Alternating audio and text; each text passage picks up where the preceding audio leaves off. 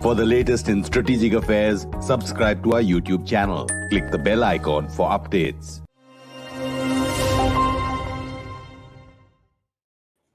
This is StratNews Global. I'm Amitabh Revi on our flagship weekly show, The Talking Point. Today, our guest from Taipei is Sana Hashmi, and from New Delhi, Antara Ghosal Singh.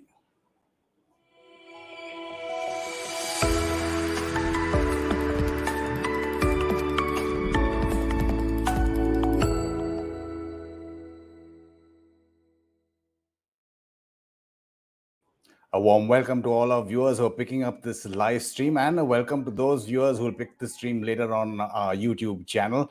From Taipei, as you said, we're welcoming Dr. Sana Hashmi. She's been a guest on StratNews Global before. Thanks for your time so late in the evening there, Sana. It's a pleasure. Thank you for having me on the show. And in Delhi, for the first time on StratNews Global, we have Antara Ghosal Singh. Antara, pleasure to have you on our show.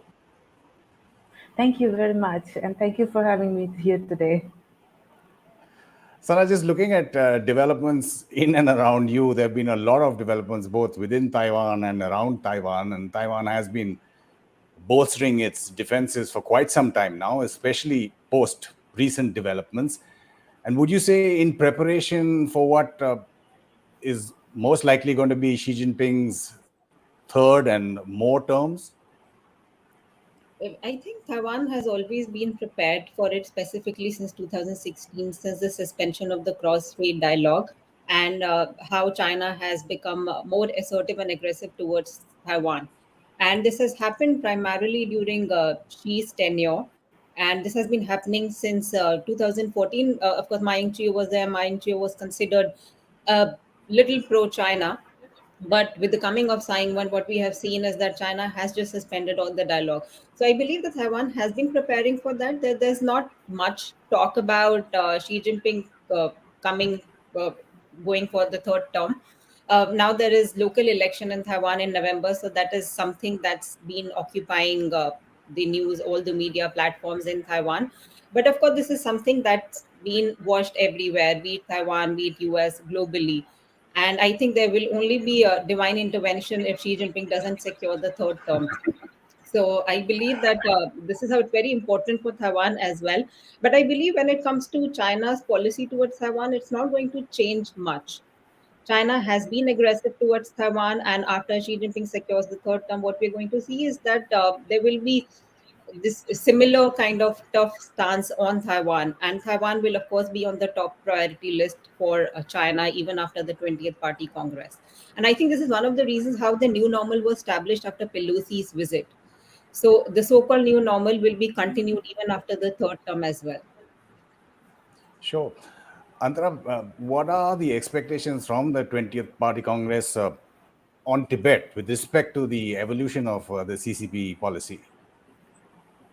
What I gather from the Chinese media is that, promoting high quality development of Tibet, developing advantages and characteristics of a plateau economy.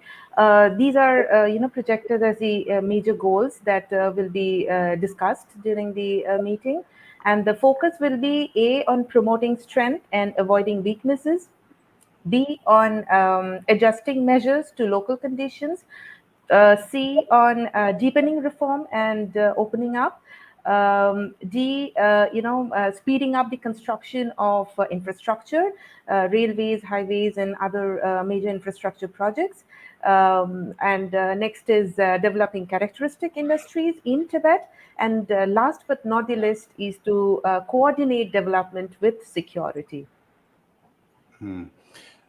Sana, you were saying that Taiwan has been preparing all through the decades, and especially with this new normal that you're talking about post Pelosi's visit. But in your mind, what will it take, both domestically in Taiwan and internationally, to deter Xi Jinping's attempts at forced reunification? I don't think, because I think we really need to establish if there's going to be invasion or forceful reunification. I think it's not going to happen anytime soon. Of course, we have the next timeline that is 2027. The PLA modernization has to happen by 2027. That is what the agenda. But I believe that China is not going to really invade Taiwan by then as well. And we have the example of Ukraine, So I believe that China is further dissuaded from invading Taiwan. And of course, there is a lot of support for Taiwan at the global level. For Ukraine, there were a lot of countries that didn't see it coming. US was the only one who was talking about it. But for Taiwan, uh, especially since the onset of the COVID-19 pandemic, there has been humongous support for Taiwan. And I believe the question that you asked me about how to deter China's invasion of Taiwan, and of course, Taiwan is preparing for and not so imminent invasion. But apart from that, what I believe is that countries need to talk about Taiwan more. If there are more and more countries that are talking about Taiwan, and if there is greater support for Taiwan, for example, if India starts talking about Taiwan tomorrow, that will also act as deterrence. So, and in fact, why China has become so aggressive with respect to Taiwan is primarily because it has got the support of larger international community. It wants countries to stop talking about Taiwan, and I think this is what is going to dissuade China to invade Taiwan. You're on mute.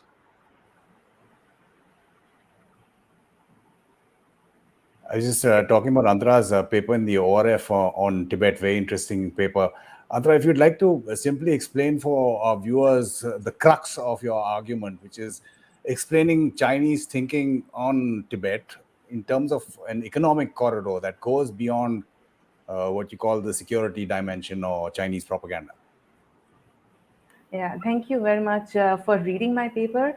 And just to give you any sense of what I have written in the paper, I've actually argued that currently, there exist two sets of contradiction in Tibet. If you look at various, official documents released by the Chinese government, as well as what is being discussed by China's strategic community, you will see that Tibet's main and primary contradiction is about unbalanced and inadequate economic development.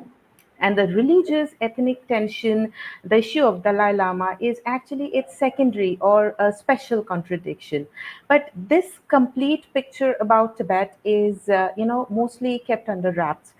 China's, sophisticated propaganda machinery strategically overemphasizes Tibet's special contradiction, and it somehow downplays its main contradiction of unbalanced and insufficient development. So, if you go by China's propaganda narrative, Tibet under the party state is shown as, like, something which has emerged as an epitome of development, like in land of abundance and plenty, and where there are it's thriving with vitality and jobs and riches and all. However, it continues to face serious national security threats, and different anti-China forces, including India, Tibetans in exile, and hostile Western powers are colluding with each other to threaten China's sovereignty and territorial integrity in Tibet. And to fight these forces, China is prioritizing Tibet's security. But this securitized narrative is actually missing in China's internal debates and discussions on Tibet. And here the focus is clearly on the development challenge that the region has been facing. There is enormous concern among Chinese strategists over the fact that even after 70 years of Chinese rule and despite various high level interventions by the Chinese leaders, Tibet continues to be the least developed region in China. Its per capita GDP, local fiscal revenue, everything is lagging behind every other region in China. It is also one of the provinces where the urban rural income gap is also among the highest and still growing. So there are various concerns within Chinese strategic community about how Tibet's problematic economic model has turned it into an unsustainable, low efficiency economy or a dependency economy with very weak self development capacity.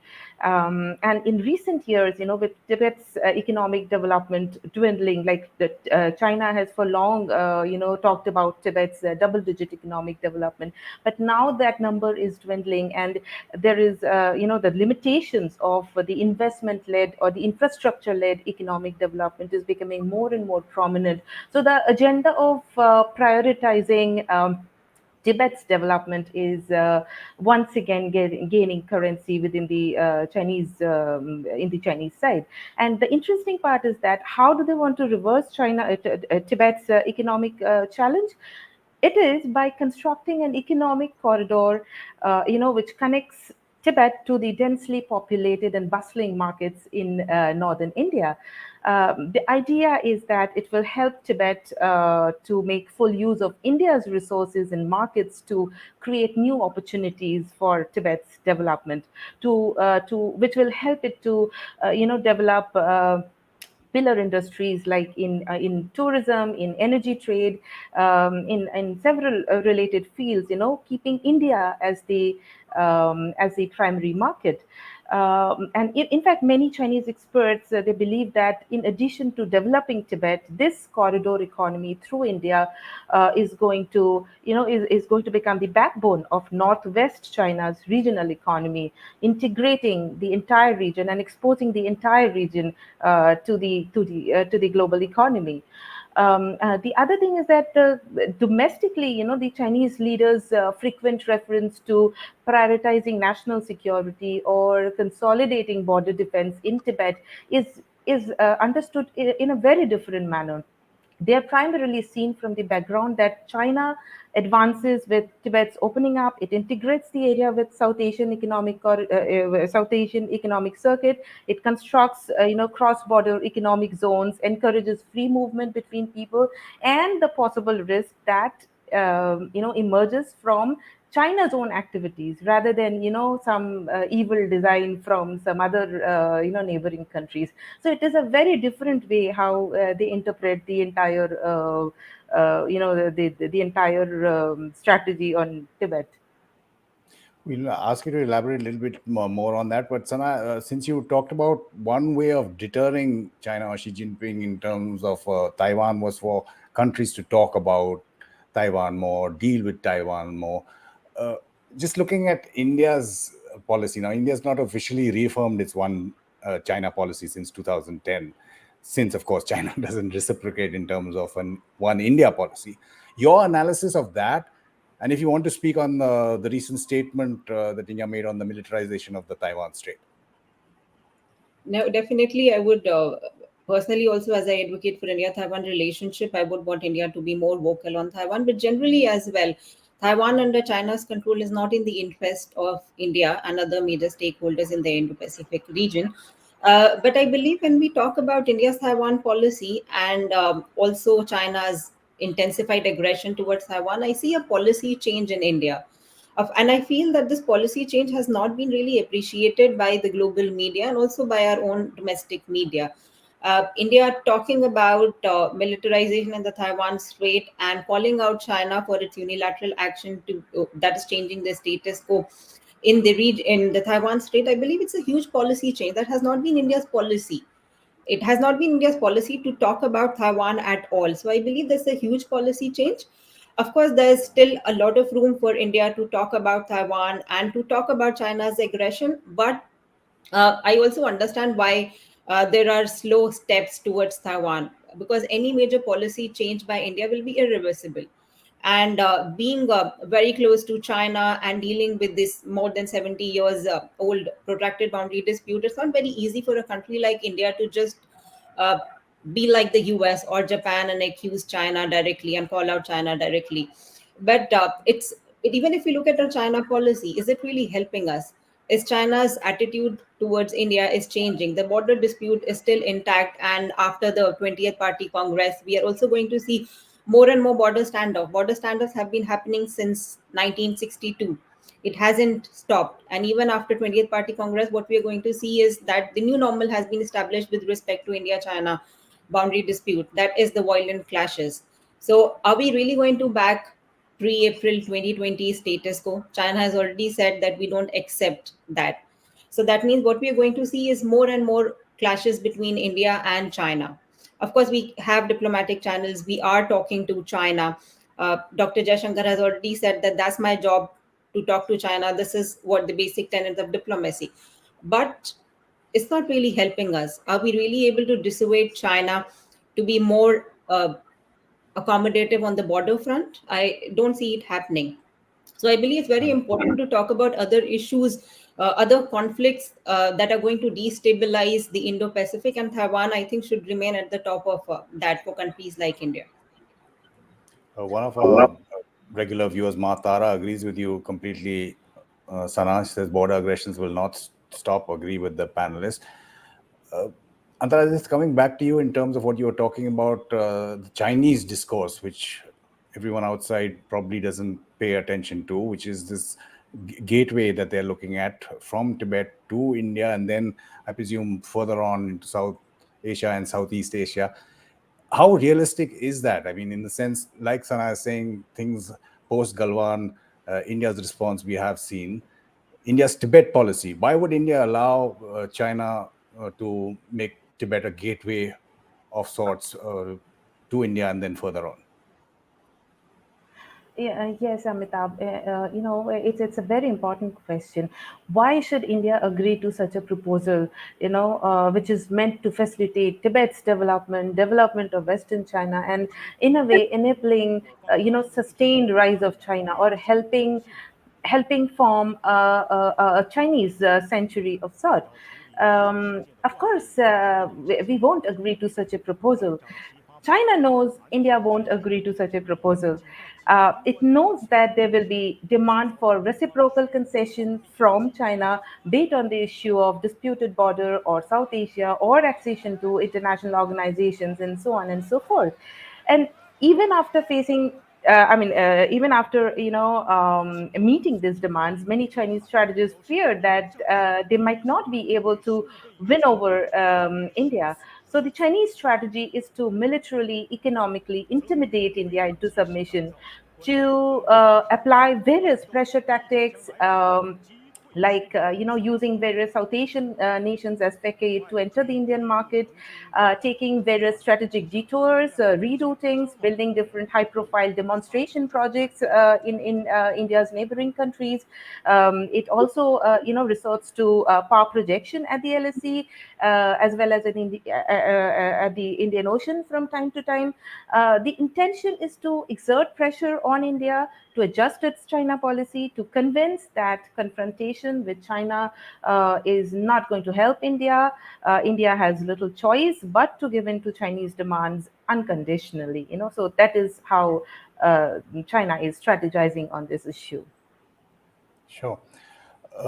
Sana, I mean, now, so as to speak, that the dust has settled post the Pelosi visit. Your assessment of the US-China dynamic and the so-called American strategic ambiguity with President Biden making so many statements that needed clarifications later.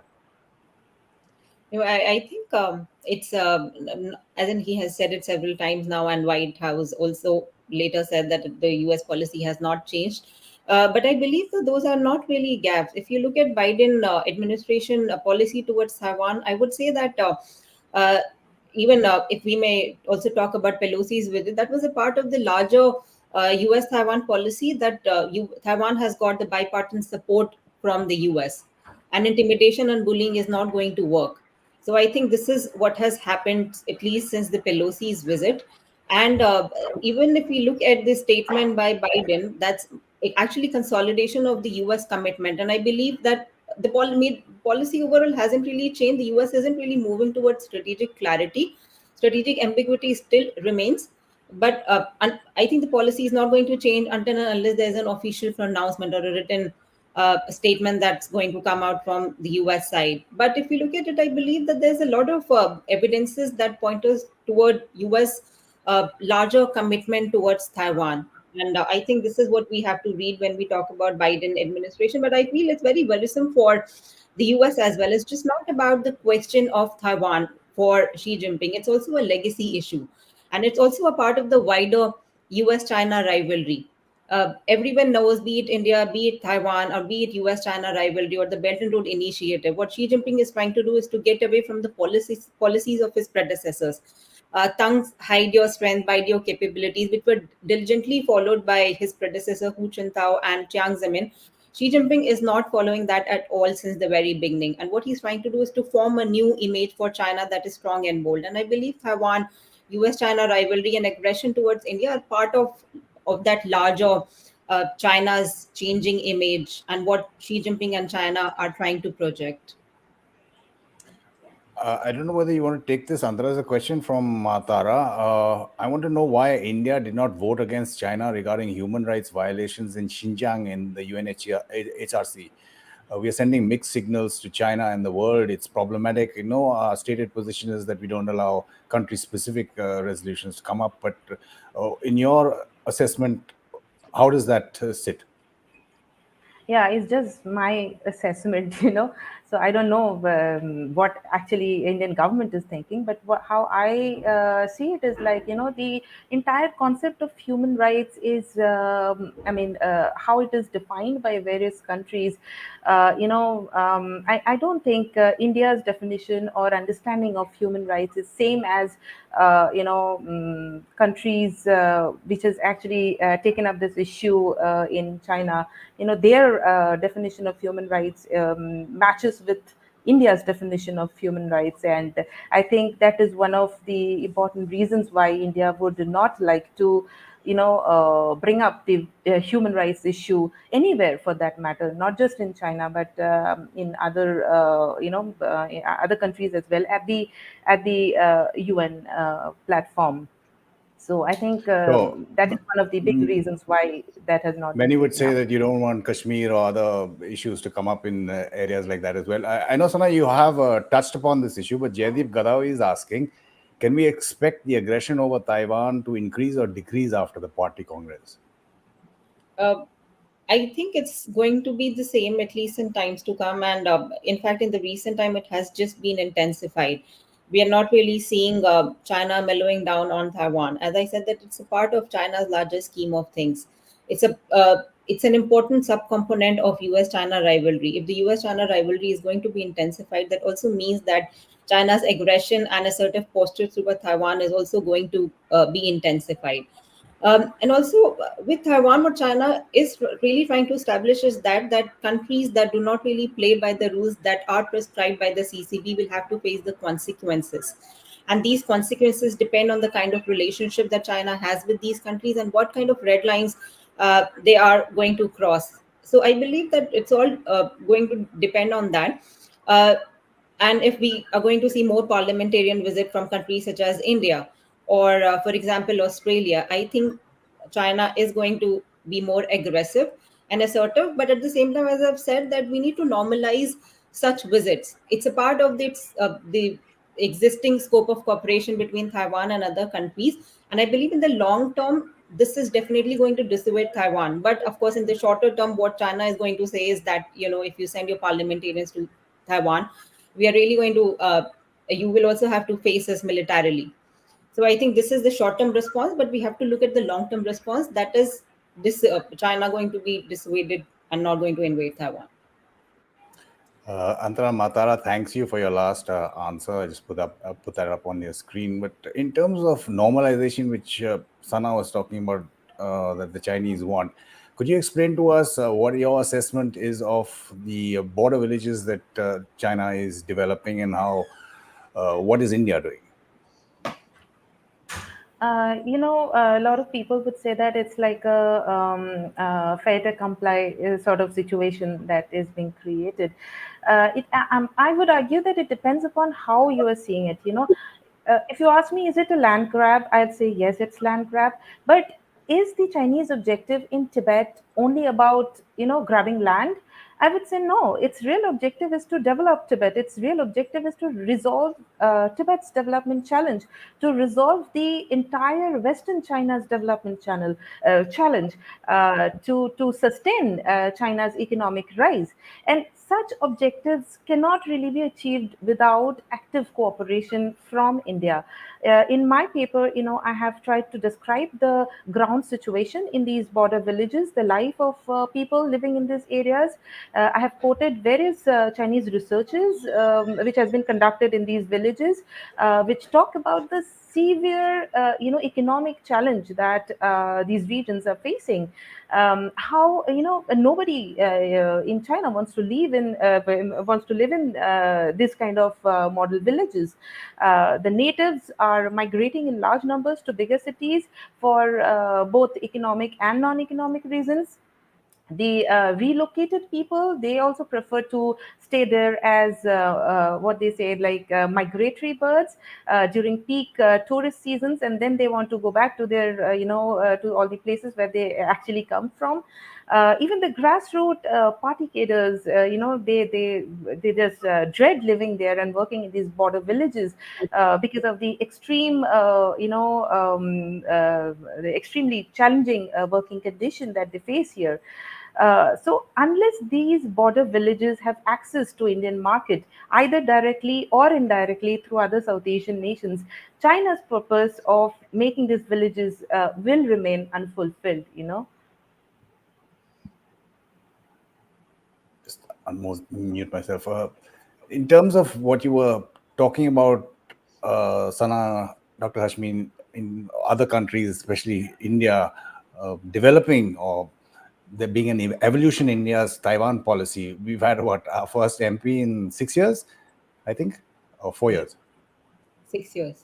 6 years.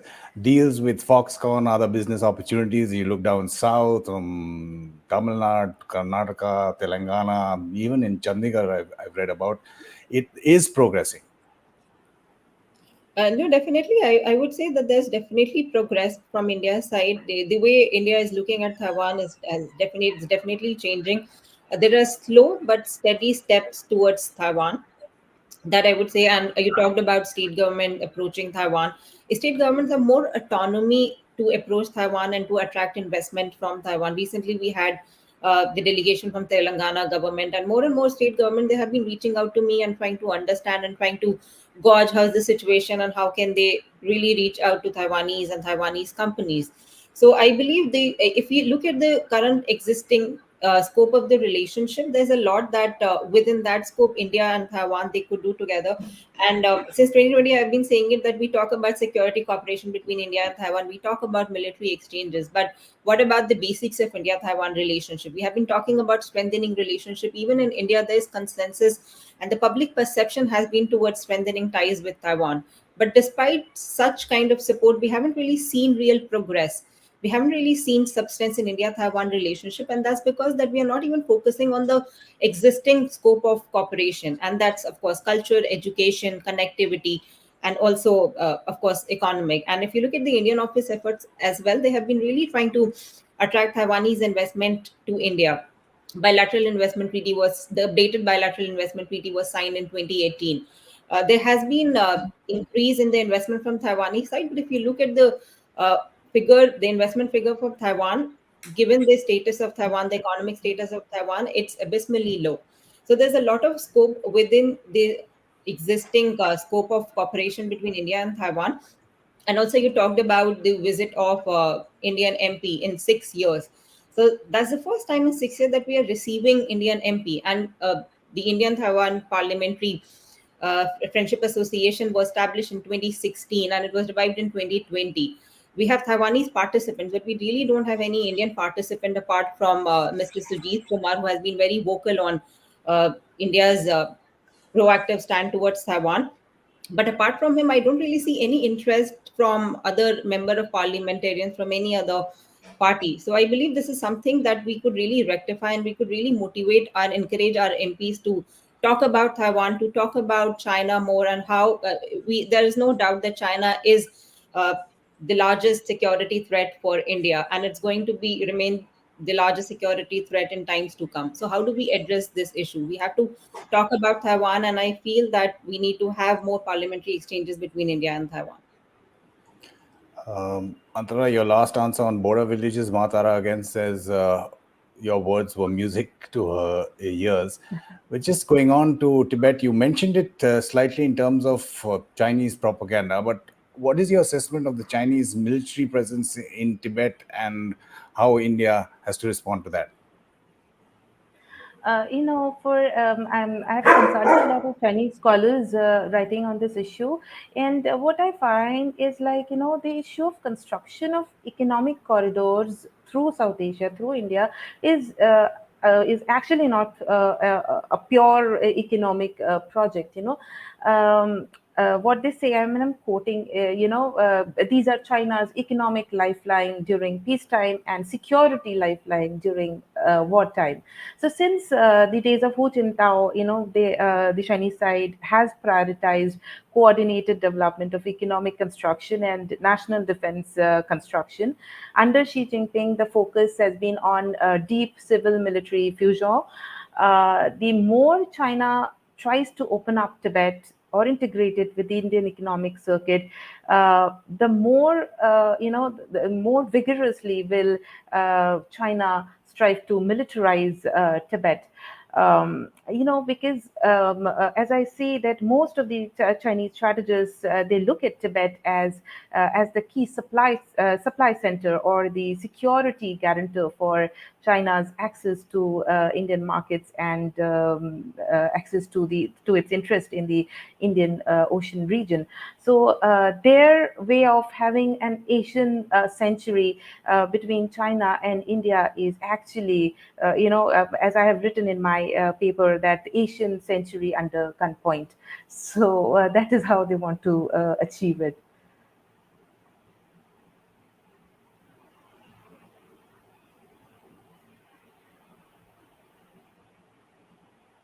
Uh, Sorry, I think you were talking about India-Taiwan relations, Dr. Hashmi, not moving fast enough, even though they have been moving. Ambassador Bambave has written a piece today where he outlines at least 7 areas where India should learn to tango with Taiwan. Could you elaborate on the steps that you think India needs to take, and is an FTA like far-fetched?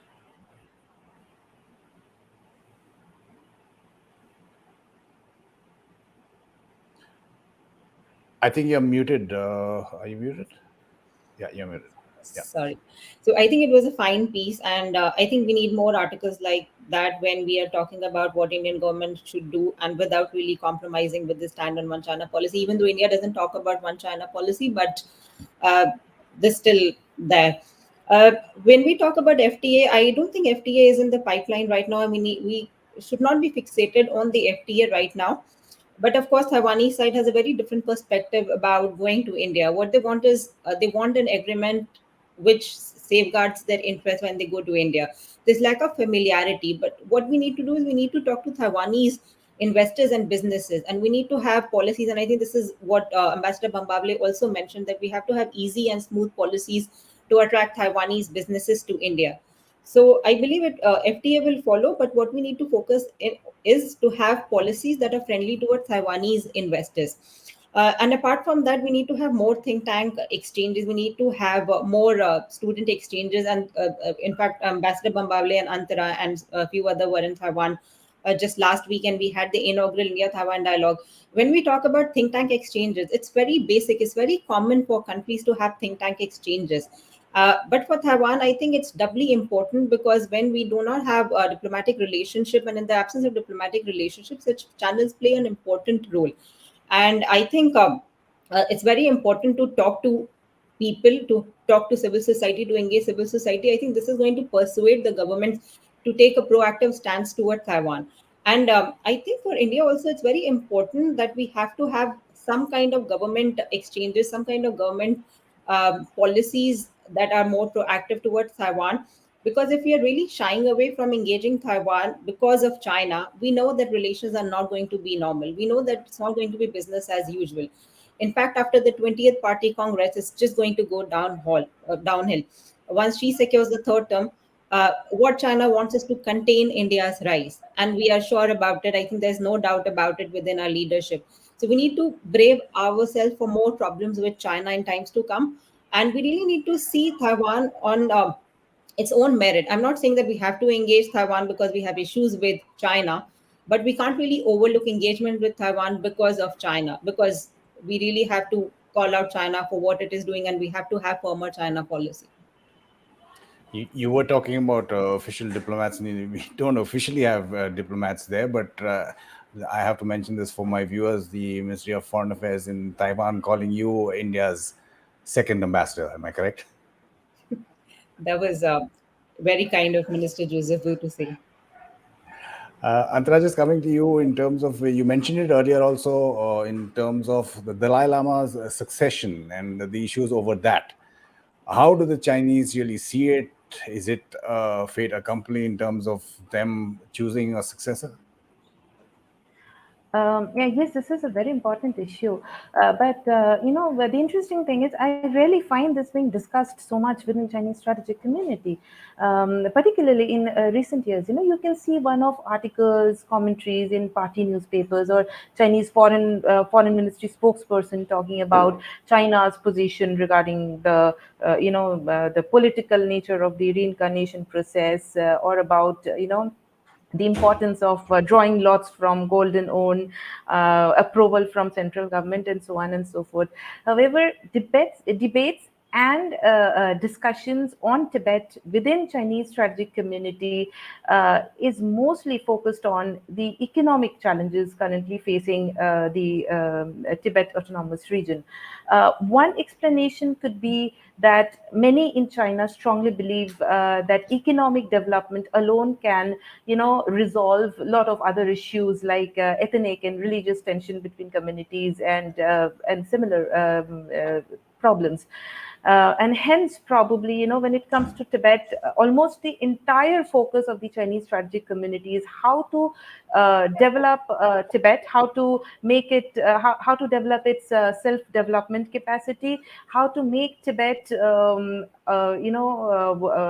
a propeller for China's overall development. So the entire focus is on the development aspect rather than on the religious or ethnic issues.